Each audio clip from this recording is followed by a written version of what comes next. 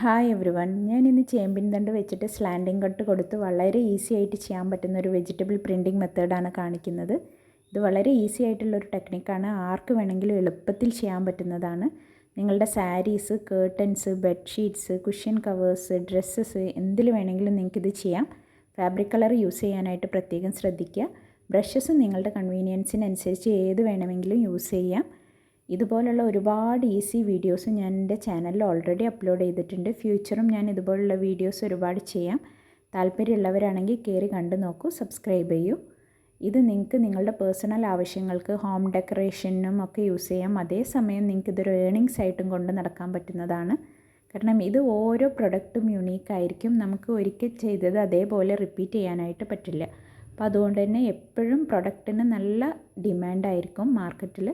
അപ്പോൾ നിങ്ങൾക്കിതൊരു ഏണിങ്സ് ആയിട്ടും കൊണ്ട് നടക്കാൻ ട്രൈ ചെയ്ത് നോക്കൂ. Thank you. Please subscribe.